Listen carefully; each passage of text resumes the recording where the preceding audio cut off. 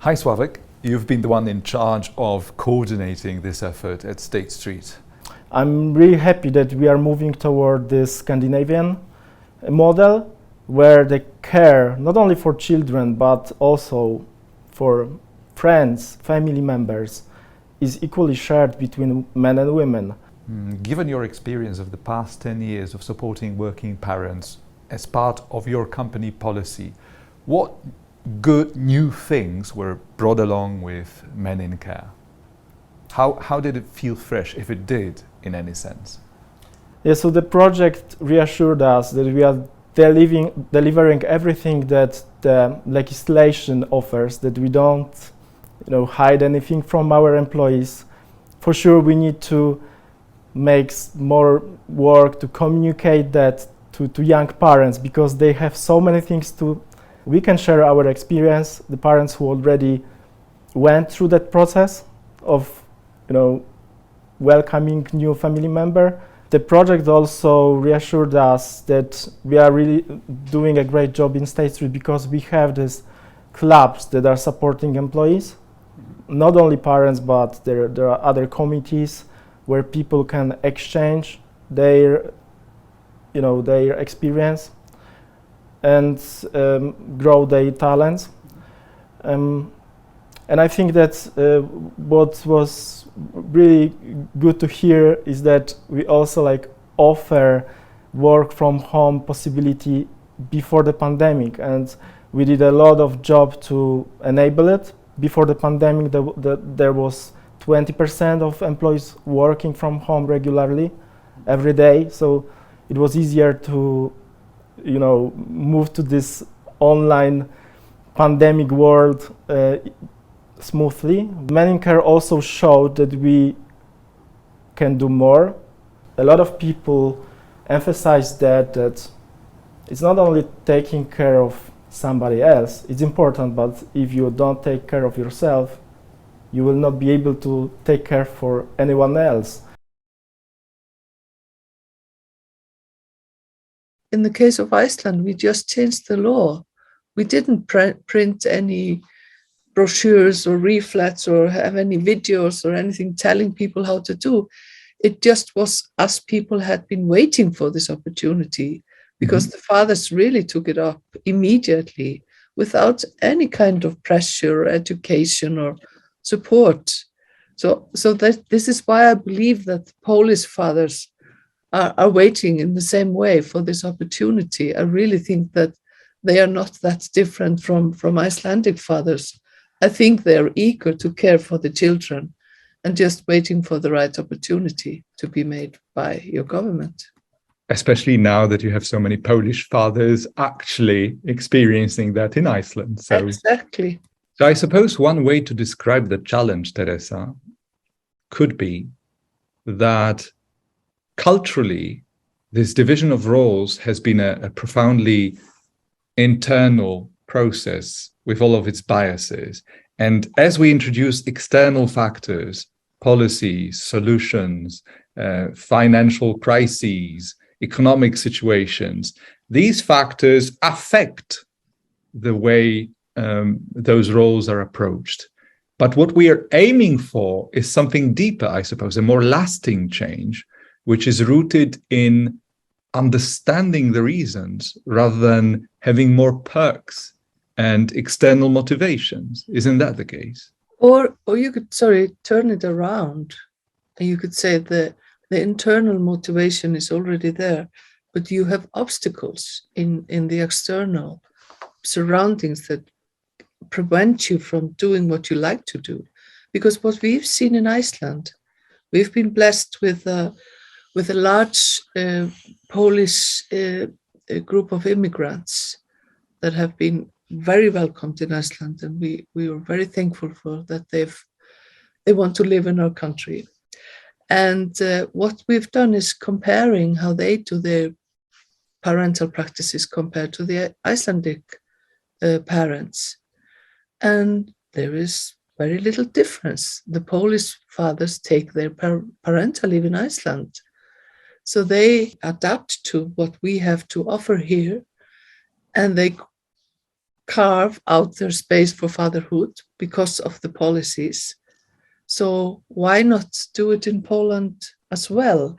It's all about what the situation kind of supports you to do. So that has been really interesting results, actually. As a Working Parents Club, we want to support all parents. All, I mean, mothers. So you set up a Working Parents Club. That's what you did as the first thing, I presume. No, it wasn't the first thing, but it was done 10 years ago. So let's say within this Working Parents Club, we want to support all parents. I mean, mothers, fathers, also single parents and patchwork families, or parents of children with disabilities. So all parents are very close to our hearts, and that is why we also engage in initiatives around men in care. The scope of activities is very wide. I would say that within the last few months we have around 10 initiatives. We have a support cycle for parents of children with disabilities. We had a few meetings when 2/3 of participants were fathers. It was very interesting for us that they want to be vocal in this group. They want to work to find the best solutions for them, for support. Secondly, we have also the set of meetings, workshops for parents, employees, both mothers but also fathers, when we meet child psychologists to discuss many aspects. We cooperate with different foundations, and one of those is Share the Care. And we also participate in the project called #Team Rodzina, so a dedicated platform. Most of it is around awareness, strengthening awareness, balancing more contribution on the male side, so to say. I would say both sides, male and female, because we now know that talking about men in care, we don't have to speak only with men. We should also speak with women who should be ready to give some space for for men to join this and engage child raising. So awareness is one thing. You've had this Working Parents Club for the past 10 years. Indeed. Much ahead of an EU project dedicated to this topic. But in the most tangible language and arguments, what is it you're most proud of as State Street? I would say the program that is dedicated both our line managers and our employees, mothers and fathers who are going back after a parental leave. So what you're saying, Monica, is that in addition to all those awareness initiatives, the end result that you want to achieve, that you already have maybe, is that if you want to go on such a leave, whether you're a man or a woman, you can do so feeling safe that after you come back, the organization is ready for you and welcoming in its approach. Definitely. We want our employees to feel safe and supported when coming back. And for sure now, waiting for the legislation being announced, referring to the parental leave, the changes that are coming, we are building the communication also for our employees to raise their awareness. What are their rights? So it's not only awareness, it's proactive education about rights and possibilities. We've learned from experience that, as Teresa said, if you provide joint rights that parents can divide as they like, or they have freedom to decide how to share, they will not be able to do it as they like because the cultural heritage will prevent them from it. If we think about the care receivers, the children, first and foremost, they really would benefit from having both their parents in their life. I mean, we have these aims in, for example, the Convention on Children's Rights, that they should enjoy care from both parents. And of course, fathers are as important in the children's life as mothers. Mm-hmm. So we need to remove the obstacles for the fathers to be able to participate in care, because our research has shown, both in Spain, Iceland, and everywhere, that it's more difficult for fathers to, for example, make use of policies in companies that enable parents to care for the children, to balance work and home, because they're somehow traditionally seen as being those men who wants to work long hours, don't want to go home early, etc., etc., etc. So there are all these obstacles for men that we need to focus on and, of course, take down or remove so they can actually do what they want to do. Mhm. Because, I mean, obviously, fathers do want to stay with the children from a young age. They don't want to leave it at home and work long hours and never see the children. I've never met that father, at least. You cannot expect the fathers to do like a one-man's war against the employer and the mother and everyone in the surrounding. Even the family, the extended family, has opinions on how to care for a child. It takes a village, they say. So you have to fight the village if you want to change something. So we really need to learn from this experience, because we see it again and again and again, that when you give these kind of entitlements, and of course well-paid entitlements, that's also important.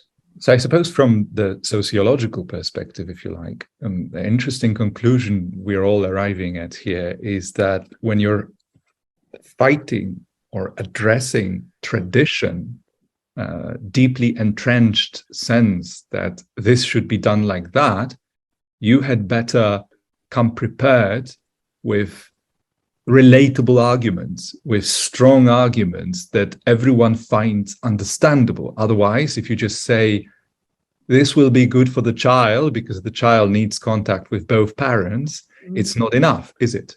Spain learned a lot from Iceland, and Spain had the advantage that we had no transferable paid parental leave. So Spain became in 2021 the first country in the world to have only non-transferable leave paid at 100% of the wage, 4 months for men and 4 months for women.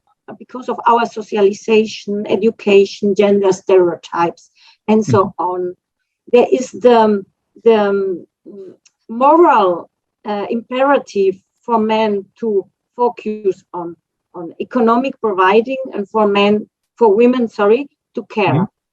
Mm-hmm. So since this is a given, a cultural and structural given, if you have a law which gives you freedom, the freedom is only relative.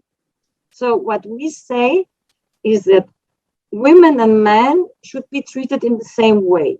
And we think both should have an imperative to care for their loved ones. They should have individual rights. Also, if you are unemployed, you have an individual right to unemployment benefit. Both the social rights are individual rights. And this should also be applied to family-related rights.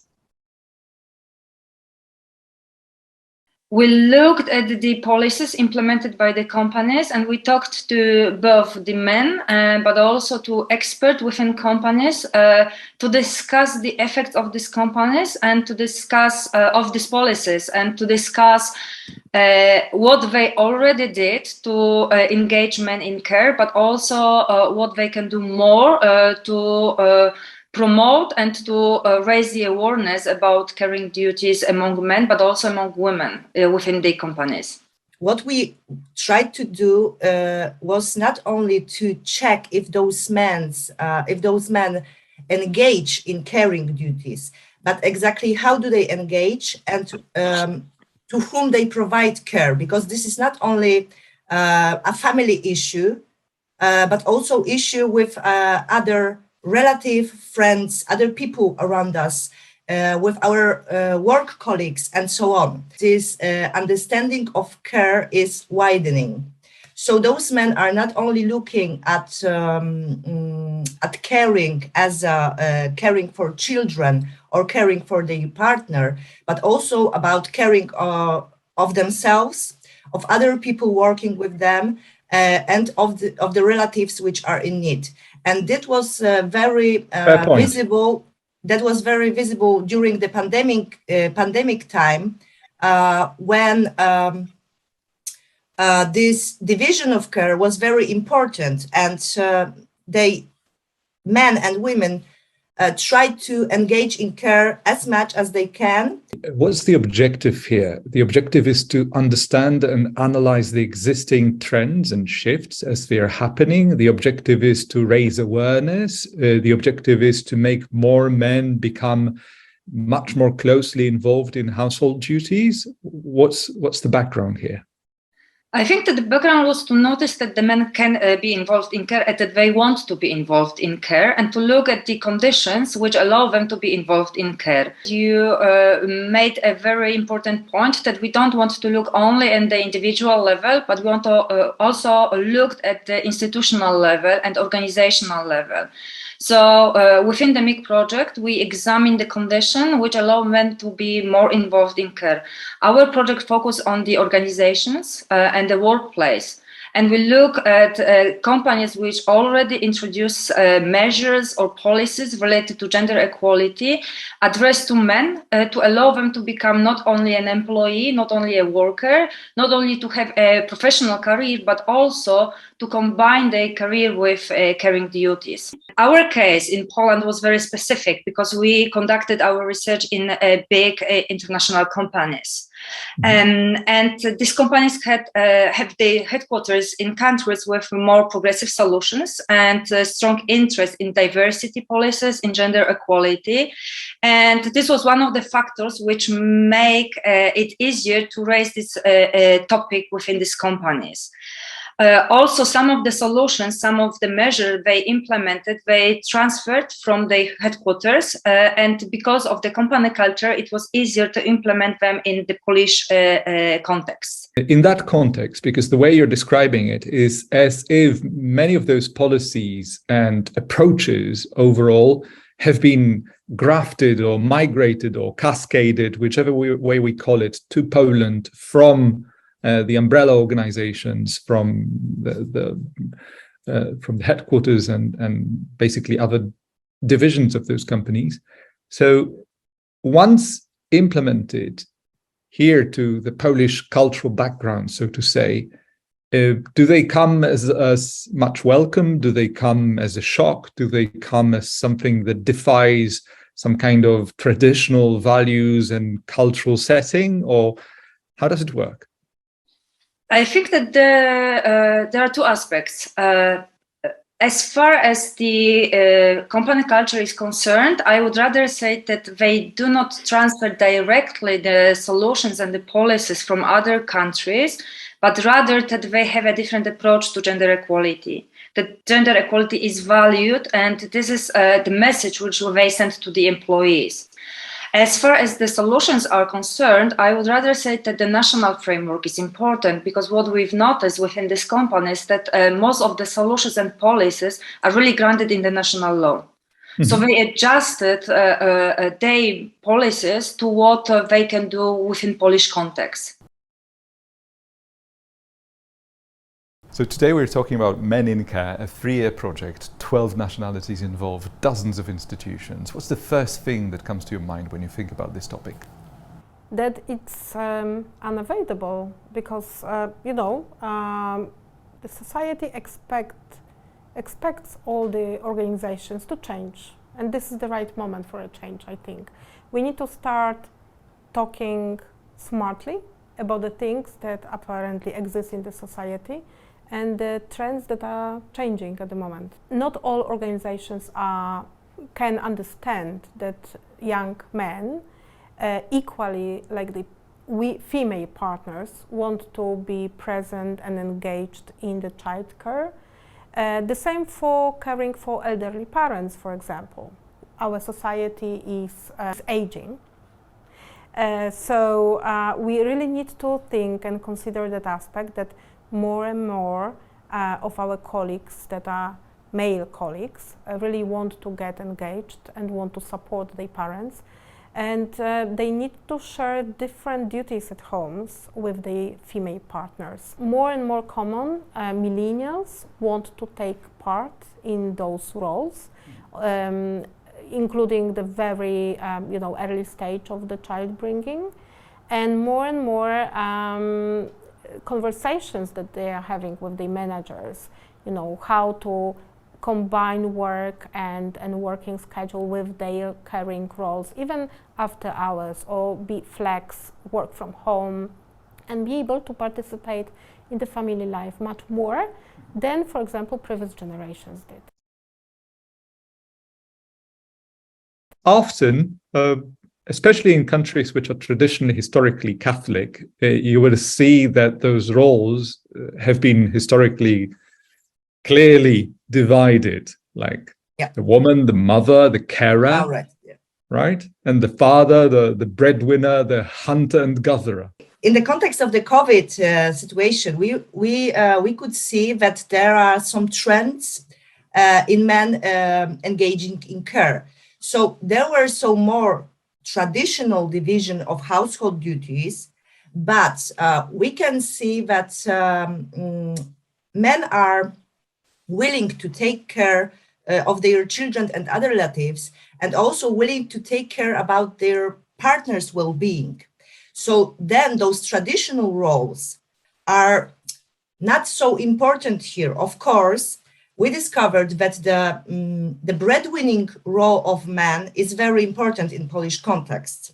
Still, this is very important. So this is one of the part of their identity as a man. And another one comes from the, let's say, society, and also from relatives, friends, and so on, who expect those men to be caring men. Traditional roles they are still visible there, but they are not so strictly divided.